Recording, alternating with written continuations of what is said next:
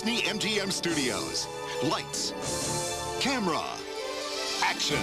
Growing up in Orlando or Anaheim meant you hit the Disney Parks jackpot. Those fortunate kids could waltz into the Disney parks whenever their mood struck, losing themselves in the thrill of the rides, indulging in favorite meals, and splurging on coveted merchandise. However, for those of us from far-off places like Brockton, Massachusetts, where I was narrowly avoiding gun violence on a near-daily basis, the Disney magic was a rare treat. Florida. My own pilgrimage to Disney World didn't happen until 1997, amid the grandeur of its 25th anniversary, marked by Cinderella's castle being transformed into a colossal cake-like structure, which was not edible. I've got a whole cake here just for me and you. Oh, is it gonna go in my ass?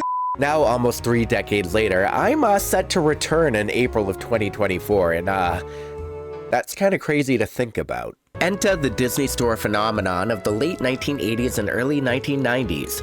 You know, when I grew up, much to the dismay of the likes of Peter frickin' Pan, the Disney Store was a beacon of joy for Disney enthusiasts nationwide, regardless of their proximity to the parks. Here, amid the shelves adorned with beloved characters and iconic movie scenes, fans of all ages could partake in the taste of that enchantment closer to home. And I freaking did, let me tell ya. It was a haven where the allure of Disney's cinematic universe mingled with the thrill of shopping, offering a treasure trove of goodies at prices that didn't break the bank, for the most part. So the interesting part is the concept of the Disney Store started at Disney World with a little shop called the Character Shop. This shop was highly successful and led to the concept of maybe making some standalone stores just like it across America. The very first Disney Store opened its doors on March 28th in 1987 in Glendale, California. It was an immediate hit with Disney fans and shoppers alike.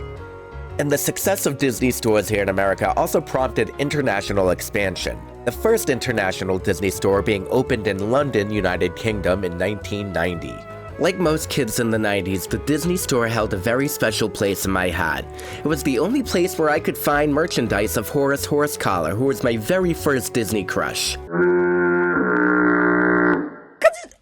Is you blind? I know it's a little bit unconventional, but hey, I was like 11 years old and still trying to figure myself out. But Horace, with his tall, lanky frame, his furry physique, and perhaps a hint of a submissive side, was exactly my type back then, and still is. And did you know that there were plans for him to have his very own Disney Channel show called Maximum Horsepower, where he gets abducted by aliens and embarks on all sorts of intergalactic adventures? I even stumbled upon a trailer reel from the 90s for the show, and let me tell you, Horace was packing some serious muscle, and I am seriously considering petitioning Disney to revive this for Disney Plus. That would actually give me a reason to subscribe to Disney Plus again. You might think I'm straying off topic, but I promise there's a point to that. Oh, okay. Oh, okay. Yeah. Oh, okay.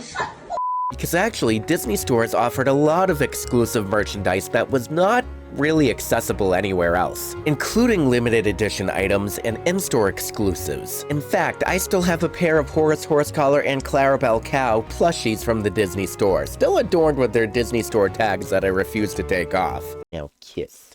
Some larger Disney stores featured a Disney cafe where customers could enjoy themed snacks and meals, adding to the overall experience. It really was like a slice of the Disney parks right at your local mall. In the early years, the Disney Store offered a membership program called the Disney Store Club, which provided members with exclusive benefits and discounts. You best believe I was a card-carrying member of the cool club. Out of my way, nerd, I'm going to the fucking Disney Store. In the present era, the dwindling number of Disney stores are scattered sparingly, resembling faint echoes of their former glory. Their distinct charm, once a hallmark at the franchise's peak, has waned, now predominantly function as respiratories for unsold park online merchandise. Or like this one in South Shore Plaza in Braintree, Massachusetts, now in FYE. But you can still see some fossil evidence of its prehistoric past as a Disney store. Back where there are now nothing but Funko Pops that nobody needs, used to be a large flat-screen TV, which was truly iconic at the time, where Disney would play its best movies surrounded by appealing DVD displays. The lighting was always perfect in a Disney store, a far cry from the yellow fluorescent lighting now seen in this FYE store today, no offense to the people who work here. I remember meeting Ariel right here at a meet and greet particularly, who was played by none other than Patricia from my high school calculus class, who used to throw her used gum at me, by the way. That ain't princess behavior, Patricia. That's the truth. I don't give a fuck about your stupid journey, okay? This was pretty common theme for the Disney stores. Disney stores were known for their interactive elements, such as special events like storytime sessions and character meet and greets, and magical mirrors that interacted with customers. Okay, now you try it. Kim Kardashian. Yet for over a decade, the Disney Store held sway as the premier shopping destination in malls across America and beyond. Now let's journey back to that era. I mean, I'm a paleontologist. I'm all about digging into the past, examining the factors that propelled the Disney Store to success, where its rivals faltered. And then we can unravel the circumstances that ultimately precipitated its decline. But before we dive into that decline, I'm gonna have to ask you to like and subscribe and follow me on all of my other social media, please. Just do as I tell you, Twink. Okay. The stores boasted captivating showcases of towering piles of plush animals, inviting entranceways bursting with vibrant colors and characters, and screens streaming snippets of Disney's extensive film and TV suppositories. Oh my fucking god, did I just call it a suppository? I meant repertoire. Oh my god. Disney's extensive film and TV repertoire. Oh my god, Roy. I'm sorry. You bitch! How dare you? Oh my god!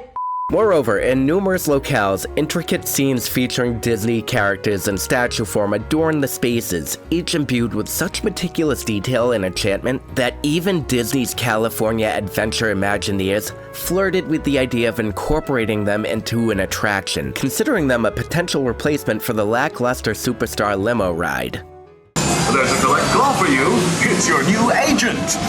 Do you shave your poo? And if you were really lucky, maybe Tiffany would also be performing at your local mall as you jaunted over to a Disney store. I actually have this hypothesis that Tiffany wasn't a real person. Much like the same way that Santa Claus can't be expected to be in every mall across America.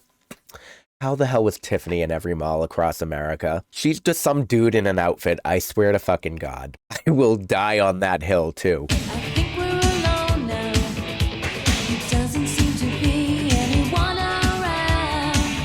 With meticulous attention to detail in both their creation and operation, it's hardly surprising that these stores achieved remarkable success.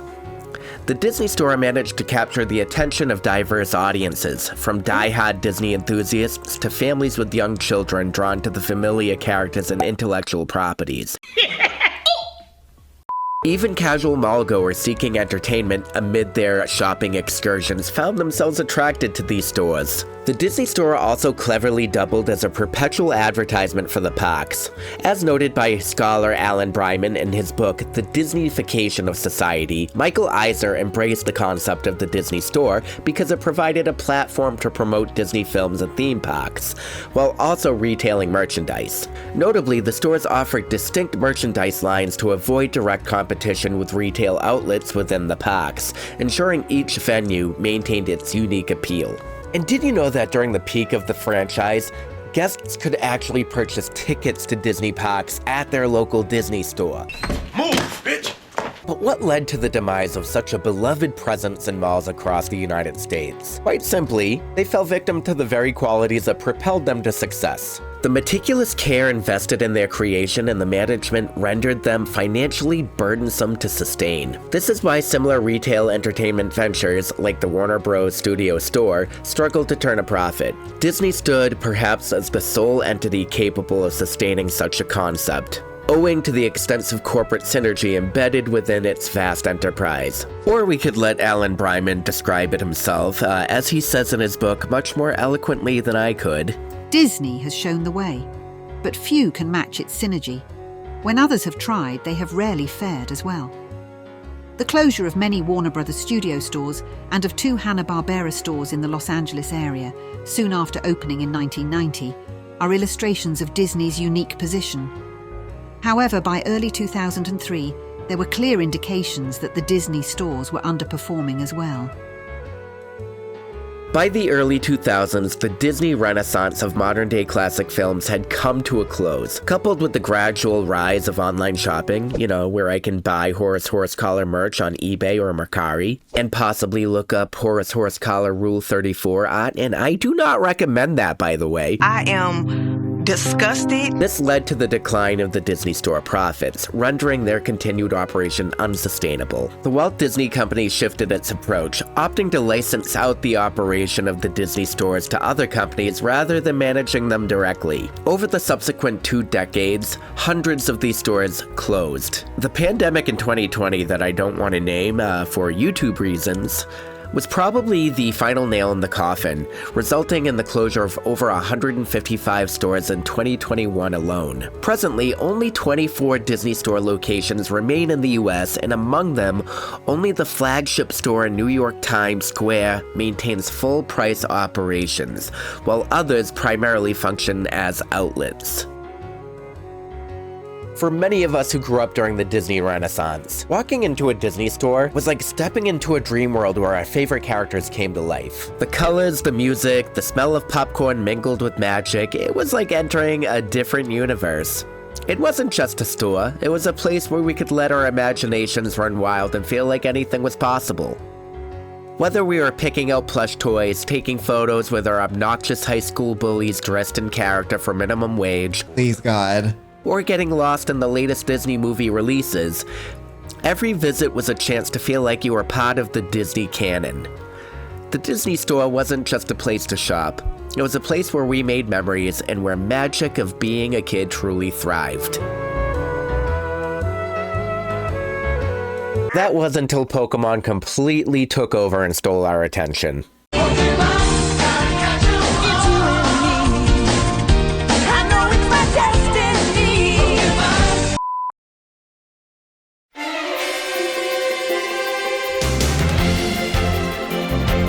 Hey there, this is Ash Ketchum from Pallet Town. Subscribe to Fossil Daddy for more awesome paleontology content and become a paleontological Pokemon Master. Sponsor a fossil hunt or become a patron if you can. Now, let's battle! Pikachu, go!